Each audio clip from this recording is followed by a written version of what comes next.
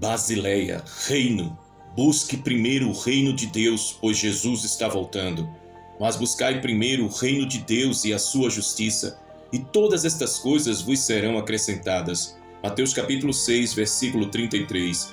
E eis que venho sem demora, e comigo está o galardão, para dar a cada um segundo a sua obra. Apocalipse capítulo 22, versículo 12. Você está pronto para encontrar-se com o Rei? Vivemos tempos de trevas, dias de incerteza, tempos em que o amor de muitos esfriou e a apostasia cresce como erva daninha. O mundo corre desvairado atrás de riquezas, prazeres passageiros e glórias terrenas, esquecendo-se de que há um reino vindouro que não terá fim. Neste exato momento, enquanto muitos estão distraídos com suas rotinas e ambições, a promessa de Cristo ecoa pelos séculos. Ele voltará. A pergunta que nos confronta hoje é: estamos prontos para este glorioso encontro? Jesus ensinou reiteradamente sobre o reino de Deus. Suas palavras foram claras. O reino deve ser a nossa prioridade absoluta. Ele comparou-o a um tesouro escondido em Mateus capítulo 13, versículo 44, e a uma pérola de grande valor em Mateus capítulo 13, versículos 45 e 46.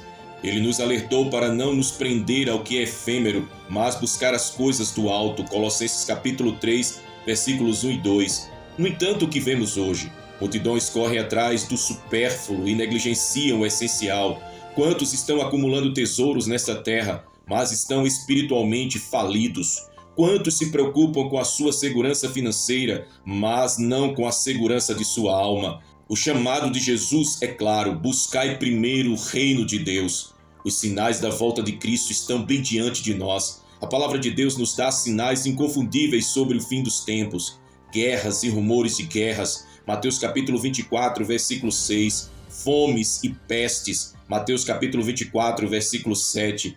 Aumento da iniquidade. Mateus capítulo 24, versículo 12. A pregação do evangelho a todas as nações. Mateus capítulo 24, versículo 14. Apostasia e falsos profetas. 2 Tessalonicenses capítulo 2, versículo 3 e Mateus capítulo 24, versículo 24. Podemos negar que tudo isso está acontecendo diante de nossos olhos?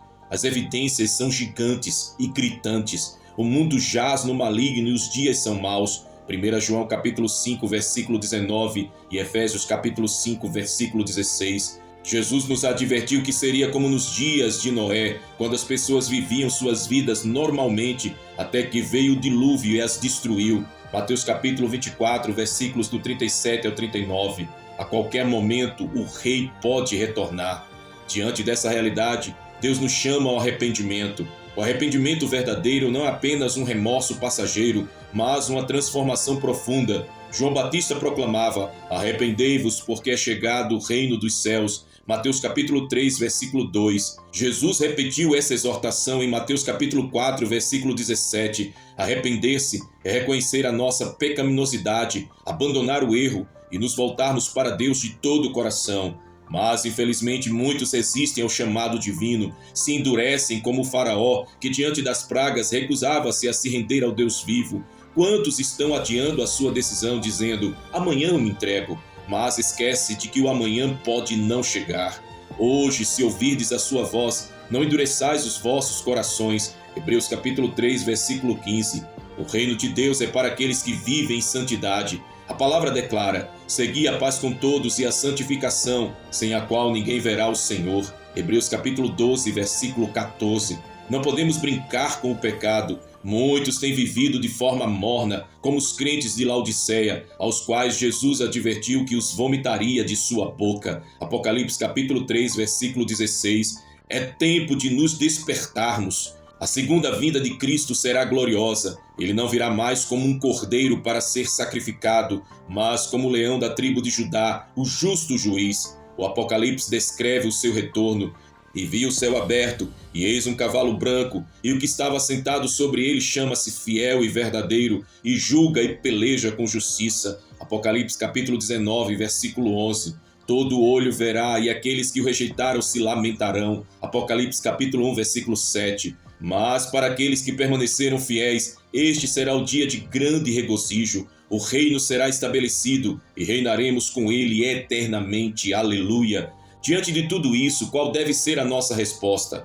Buscar primeiro o reino de Deus, viver como verdadeiros embaixadores de Cristo, rejeitar o pecado, estar vigilantes e proclamar o evangelho enquanto ainda há tempo. Portanto, estai vós apercebidos também, porque o Filho do Homem há de vir a hora em que não penseis. Mateus capítulo 24, versículo 44. Que esta mensagem sirva de alerta para todos aqueles que estão adormecidos, que o Espírito Santo nos desperte para a realidade do reino e nos dê forças para perseverarmos até o fim.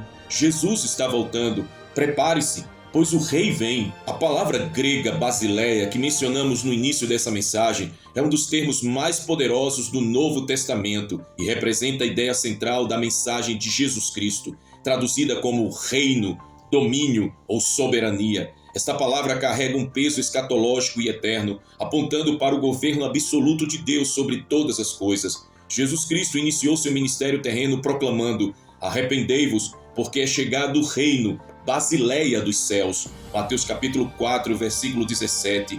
Essa declaração ressoava com a autoridade divina, anunciando que o reino de Deus não era apenas um conceito distante, mas uma realidade presente e futura, que culminará no retorno glorioso do Messias.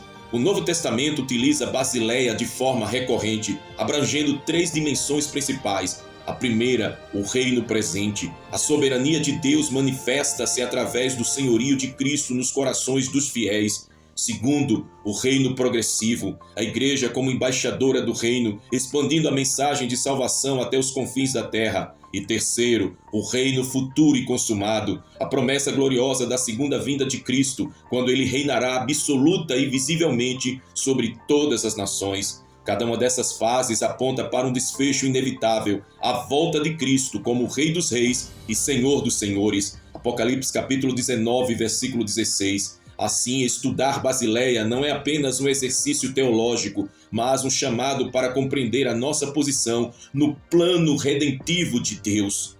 Desde os tempos antigos, os profetas alertaram sobre a vinda do reino de Deus. Daniel viu em visão um reino que jamais será destruído. Daniel capítulo 2, versículo 44. Isaías profetizou sobre um governo eterno de justiça e paz. Isaías capítulo 9, versículos 6 e 7. João Batista preparou o caminho anunciando: o reino de Deus está próximo. Mateus capítulo 3, versículo 2. Mas por que a maioria das pessoas ignora este chamado?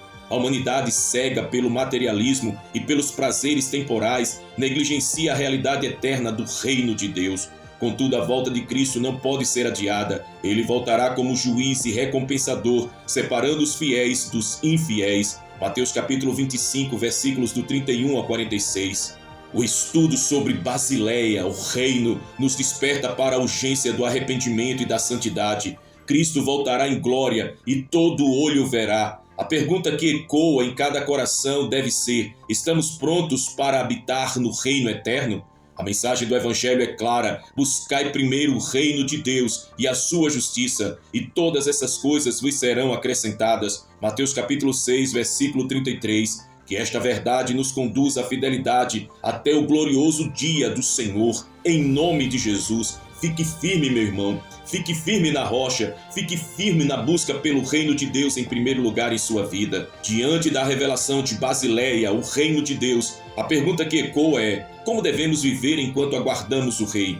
O conhecimento do reino e de sua manifestação final não pode ser apenas teórico, mas deve transformar cada aspecto de nossa vida. Cristo está voltando, o maior evento da história da humanidade se aproxima e poucos estão preparados. Ao longo das Escrituras, o Senhor nos alerta sobre a necessidade de santidade, vigilância e renúncia. A chegada do reino exige que abandonemos tudo que não pertence a Deus. Não há espaço para meio termo ou para um cristianismo superficial. O tempo da indecisão terminou. O próprio Jesus declarou: nem todo o que me diz Senhor, Senhor entrará no reino dos céus, mas aquele que faz a vontade de meu Pai que está nos céus. Mateus capítulo 7, versículo 21. Se o reino de Deus não for a nossa prioridade, corremos o risco de sermos deixados para trás.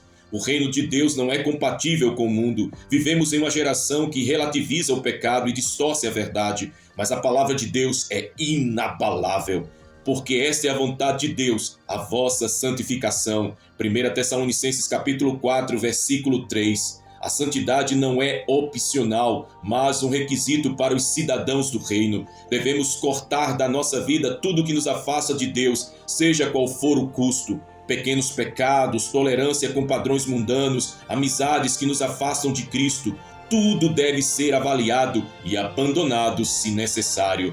Não há caminho intermediário. Ou pertencemos ao reino de Deus, ou estamos nas trevas. Não podemos mais brincar com o tempo, com a santidade ou com o nosso destino eterno. O Rei está voltando e seu galardão está com ele. Eis que venho sem demora. Guarda o que tens, para que ninguém tome a tua coroa. Apocalipse capítulo 3, versículo 11. O Espírito Santo está preparando e despertando a igreja para um último avivamento. O clamor do céu é para que nos preparemos, pois a hora já chegou.